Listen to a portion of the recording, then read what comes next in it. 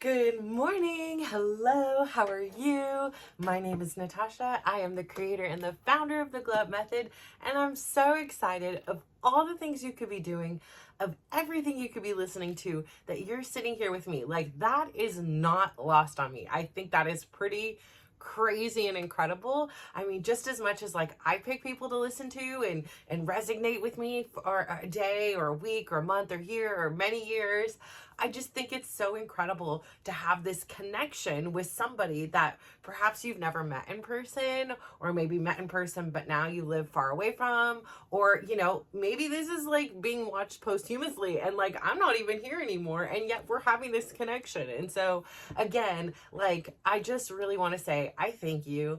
I am proud of you for even thinking that there is an alternative way of being. For so long in my life, I was just in that autopilot zone, and it was just the default setting, as I like to call it, using my right hand and kind of going through the motion of life, like living on that hamster wheel, just spinning around and going nowhere. And, actually it was like worse than going nowhere. It felt like I was going backwards. It felt like I was just surrendering who I was to the world. And I didn't even know who I was, but yet I just knew something was off inside. Like, just something felt so terrible.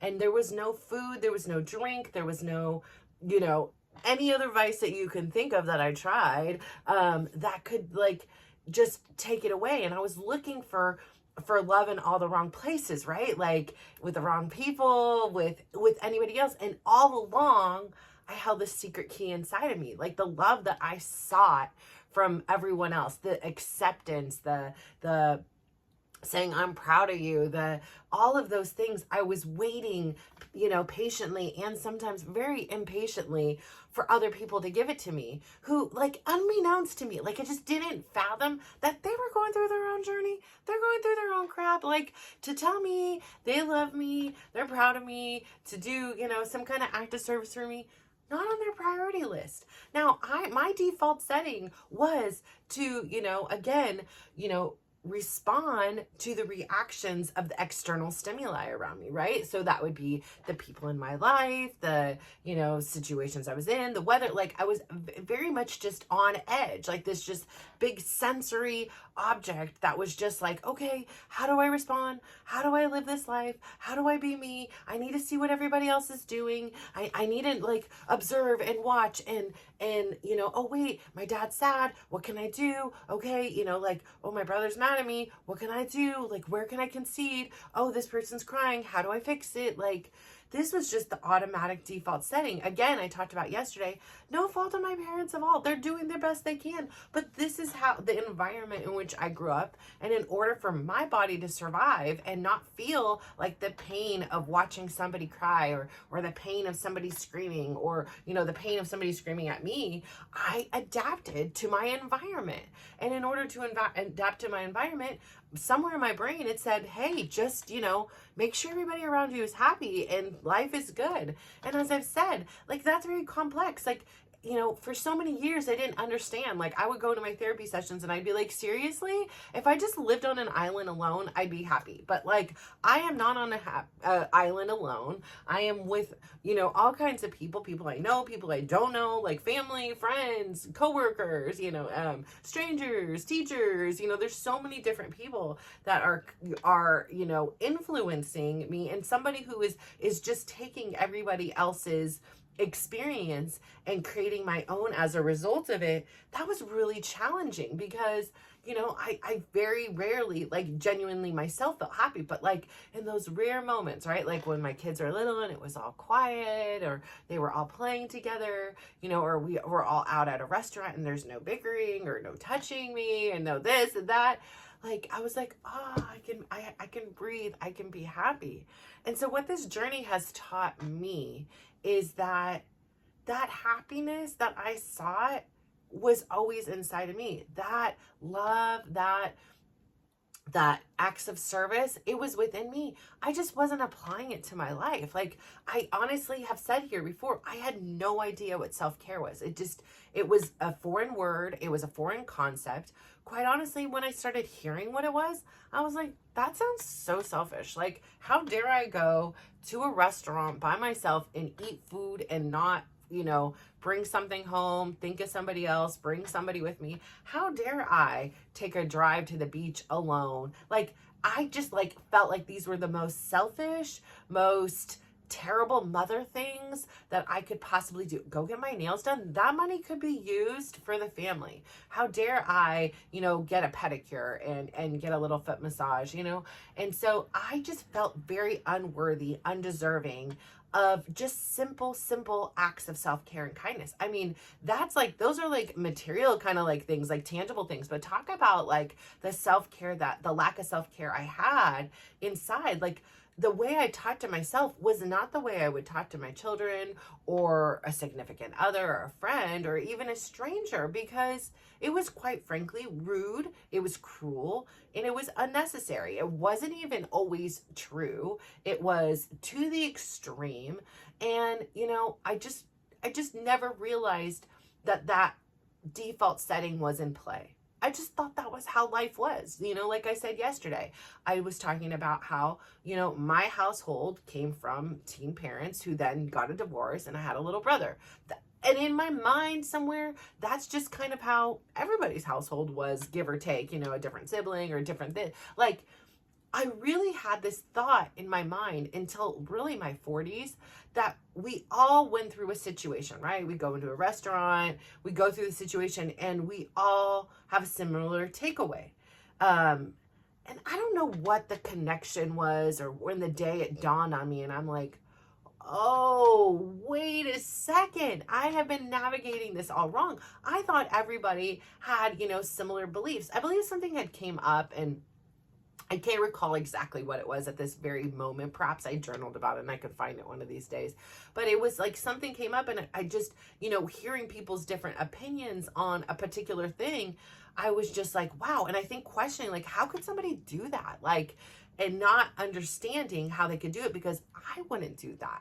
And I just really like had this kind of ignorance about me that believed that, like, perhaps because I had surrounded myself with like-minded people, whatever it was that validated this belief, I really did believe, like, give or take a little bit, like, we all kind of went through this world with the same opinions and thoughts and things like that. And I know that doesn't make sense, but maybe it makes sense to somebody.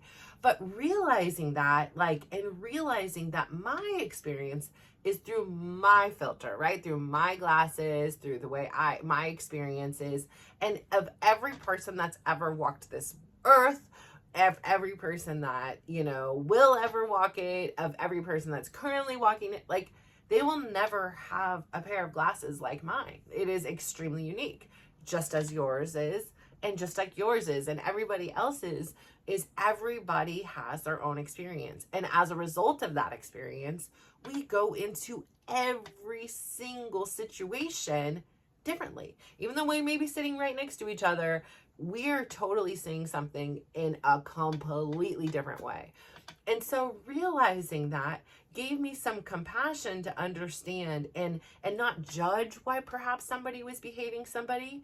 And if I don't have to judge somebody else, it also gave me permission to no longer judge myself about, well, why do I do it this way, and things like that. And it's okay to have curiosity and question, right? Like, because this whole journey for me has been about questioning my default setting, questioning my autopilot. Again, I'm struggling with that word today. Questioning the use of my right hand. I don't remember the first time I used my right hand. It was just like, we were in class, which one feels more comfortable? Okay, this one, we're going to go with it. And so really adapting, I mean, it's little things. It's today I had my clicker over here, so I was using my left hand. And it seems like such a simple thing, right? Like, okay, so what? But it tells your brain it's okay to try something different. And that doesn't mean I need to only use my left hand now and just abandon my right hand. It just means that I have the ability to use both. and that I get to choose when using my left is more beneficial to my life or when using my right is more beneficial. And I am the determiner of the beneficial. Right now, to me, it's more beneficial to use my left, even though it's more challenging. I have to think about it. I have to prime the condition. It takes more work to use my left hand as of right now. But it's important because it's, again, this other reminder that there is an alternative way. The way in which I'm programmed, the way in which I'm used to, the way in which I will, go through and unconsciously do, it doesn't have to be that way. I can change, and I have that power. And so, again, I'm here to say today is that day one for you. It is that day one for me. Everything that has happened up until this very moment, this very second, this moment, it doesn't matter. It's a clean slate. Like, we have a do-over right now. And whatever we want to do with that is up to us. All it does take is a simple decision. A decision for change. And you don't need to know this elaborate plan about here's the change and here's things. If you can, if you want to, if that's in your powerhouse, great. But sometimes just knowing that you're open to change without having this whole, I'm going to plot it out and plan it out and have it be exactly this way. Just relinquish some of the control and say, I just need change, on the top of that mountain. And I know it's so metaphorical. And driving up to that mountain that day, I didn't know this mountain would become this symbolism for something so much different. But going up there, for me, honestly, it was the symbolism of I'm done. I can't take it. I'm over it. I cannot just be people's pincushion anymore. My life cannot be just serving people and taking people to this and cooking for this one and cleaning for this one and making sure they're happy and then getting crapped on at the end of the day. And it may have been getting crapped on from them. And, I might have, perceived it that way. But at the end of the day, the truth was the person that was crapping on me the most was me. I was the one who was being the most rude, the most, judgmental, the most uncompassionate, the most unhealthy to myself. And so, deciding to make change that day in that moment, and thank God it happened, I'm so grateful for every moment from that day on, because it's in this sense, this borrowed time. And it's also this borrowed time that I am not, taking for granted. A lot of my life, I feel like I had prior to this taken it for granted. And believe me, there's plenty of things I take for granted, right? I don't even think about, I take for granted. Again, I've talked here candidly about the young man who is on my son's team, who had a terrible accident, broke his neck, and is currently paralyzed. And so, I don't take for granted the fact that I can do this. And sometimes I do, but especially when something like that happens, is this reminder, I can breathe on my own without mechanical intervention.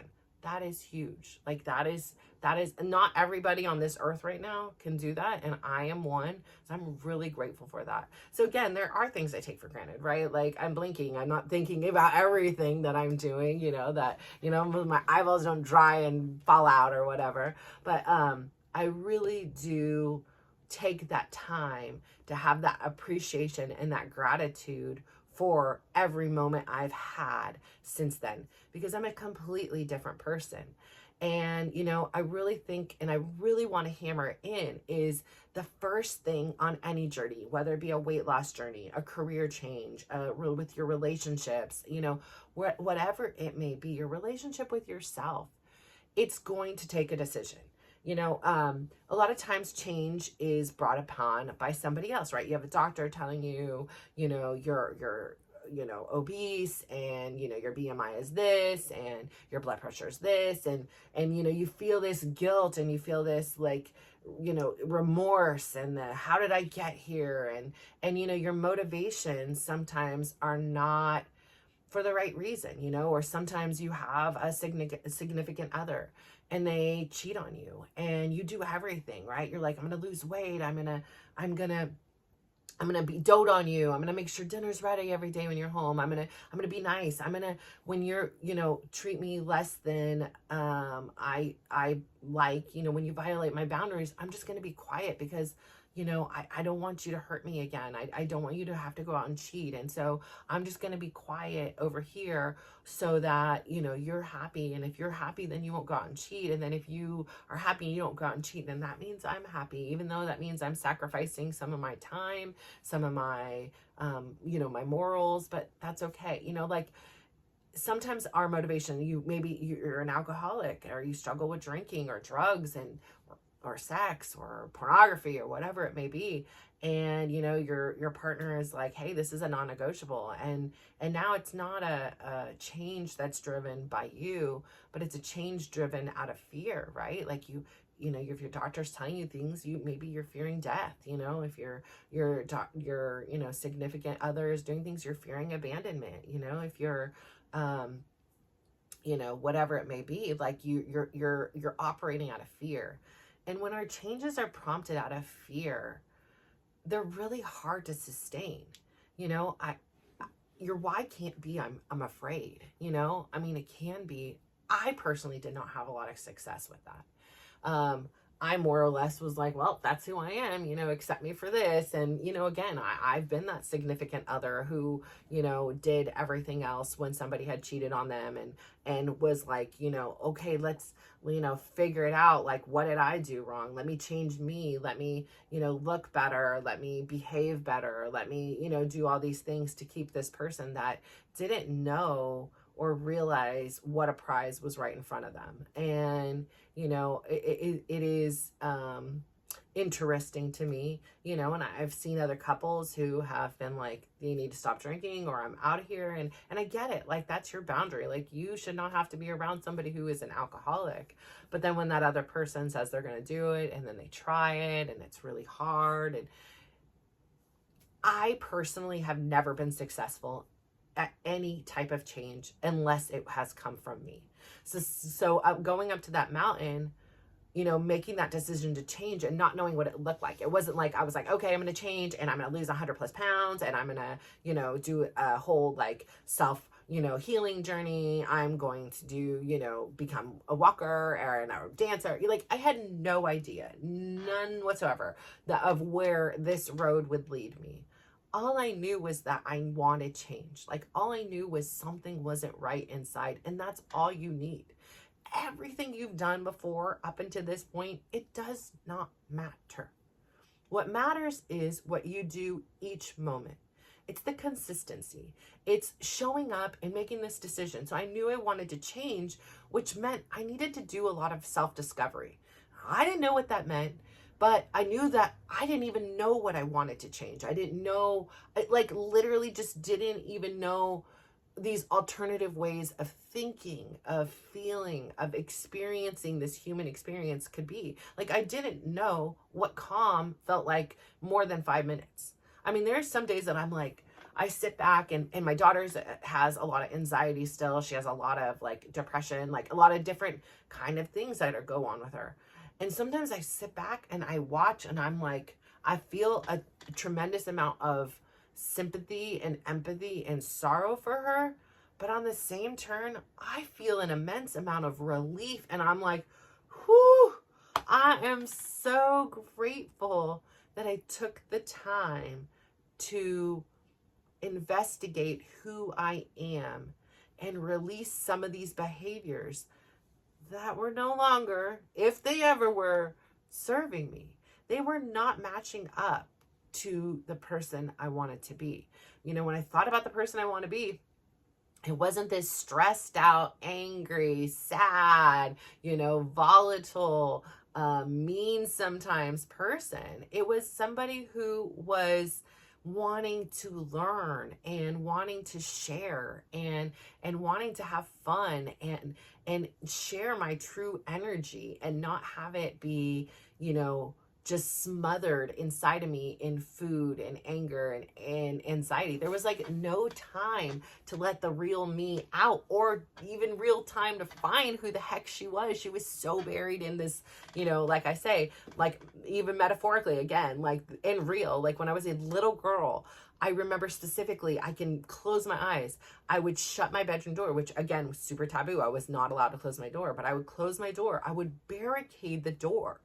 And then I would like literally all the way to the closet. It was like a barricade of clothes, toys, books, whatever it was. Then I would go into my closet and I would close it partially, but then I would barricade a bunch of stuff in front of the closet. And then I would shut the closet and I would put whatever was left in front of me between the closet door and myself. And I would sit in there and I would close my mouth and I would close my eyes and I would sit there in silence. And I just wanted to hide away. I wanted to just suppress away. I don't know what was going on, but I think of myself sometimes within this journey. I had this memory of these moments that I would spend in the closet like this, which were often. And I just think of that as like such a symbol of who I was. It was like I was so buried and so hidden and so quiet and so wanting to be unseen for so long that became my normal.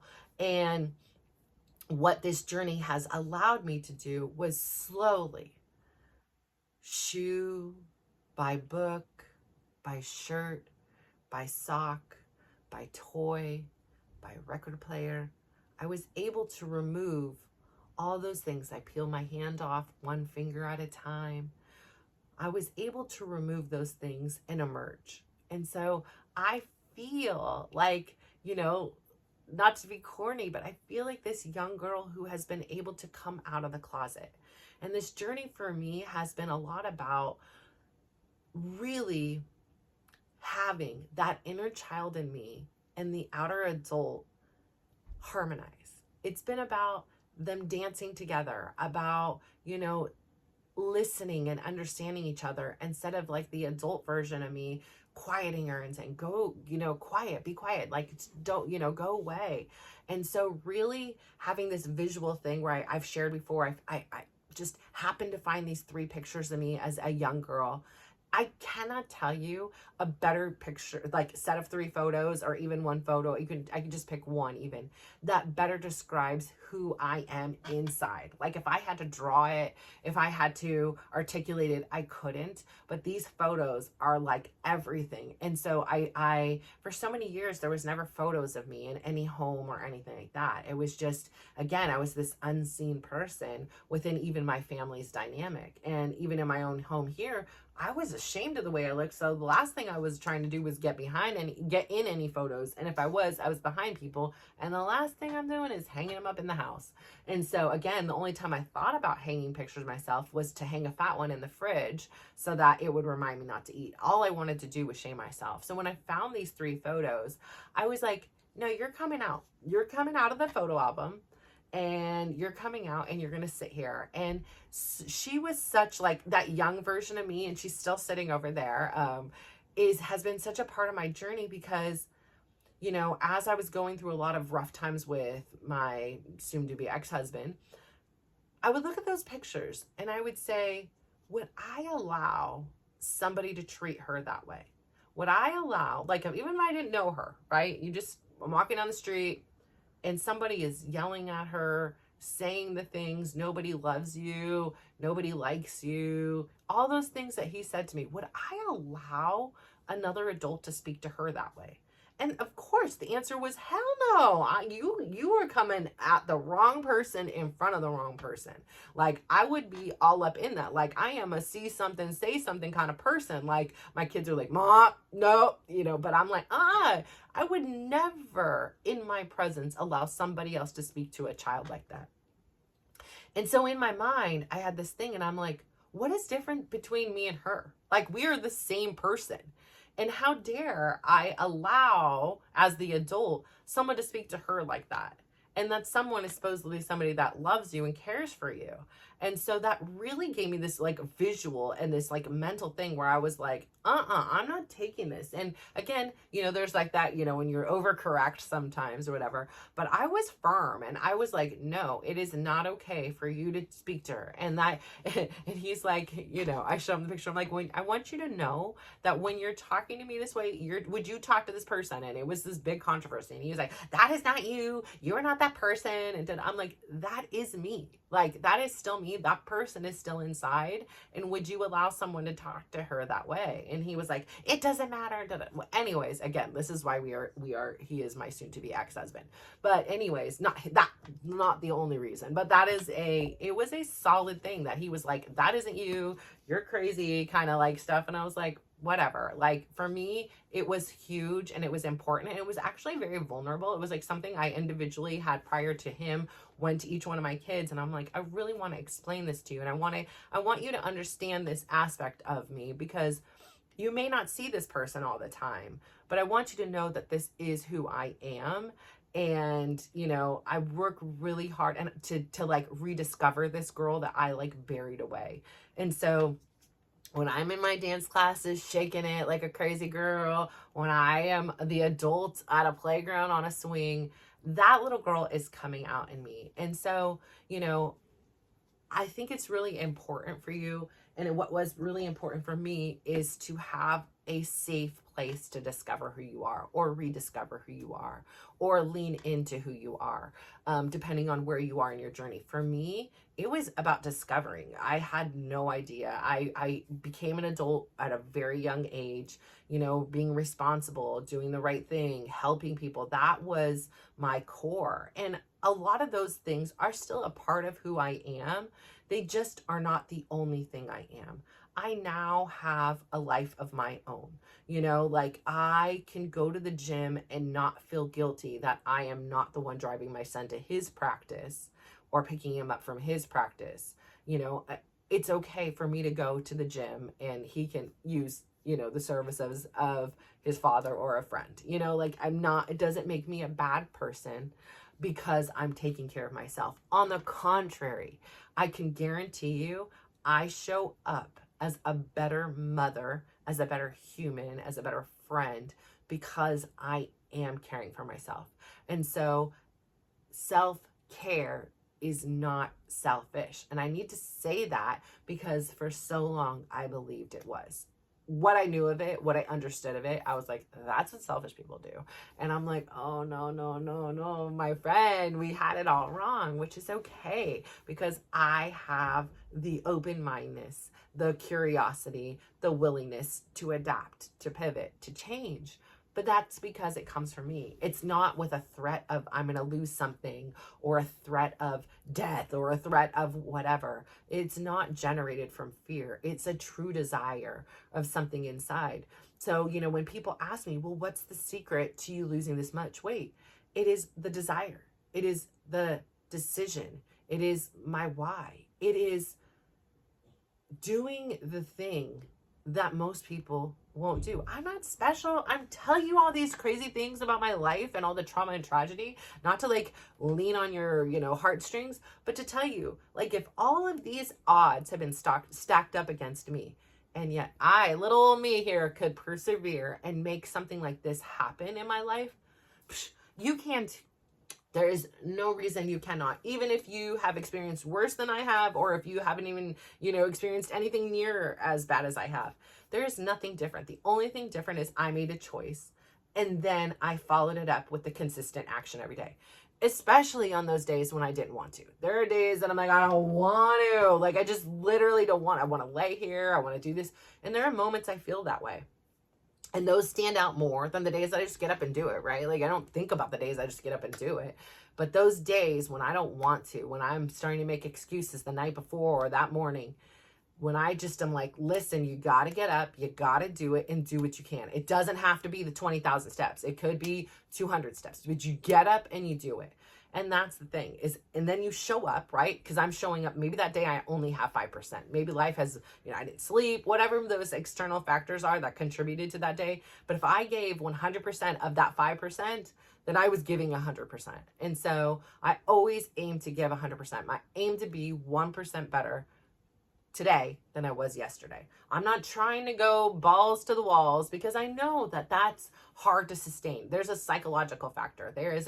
That's why I never said I want to lose 100 pounds, because I knew if I would have, it would have been the kiss of death for me. It would have been like, oh, that is way too big. That is like me climbing Mount Everest and I can't even walk a block here. Like, this is not happening. I can't see it. I don't know. No. I would have had all this thing.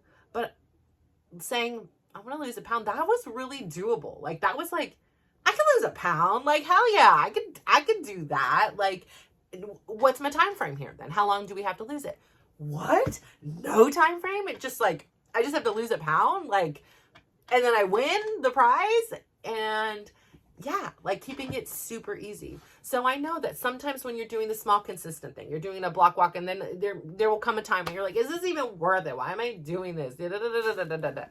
It's those small consistent actions over time that lead to momentous change. I would not be here today if it wasn't for each one of those days that I took a walk. Each one of those days I did my steps. Each one of those days I danced. One of those days didn't make a significant difference. It wasn't the thing that took me from 300 pounds to whatever 100 pounds something I weighed a day. It was the consistency. It was doing it every day, on the good days, the bad days, the sad days, the mad days, the blah days, the normal days, the neutral days. Like, it was just doing it, creating some non-negotiables on your foundation. So this is about you and your journey. Today is day one. Day one, you have a clean slate. Like, as of right now, even if half the day is done or 3/4 of the day is done, right now, this is your day one. It does not matter what has happened before or what you did or what you didn't do. What matters is the decisions and the choices you make right now. And what action are you going to take to change your life dramatically?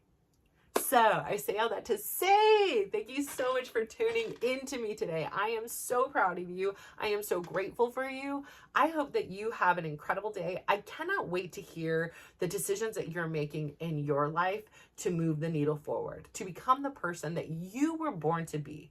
So I hope you do something today that makes yourself really proud. And if you could do me one favor, though, go out there, give somebody a big smile, give them a compliment, and just watch how they glow up. So thank you so much. My left hand takes a minute, but I get it done. Eventually.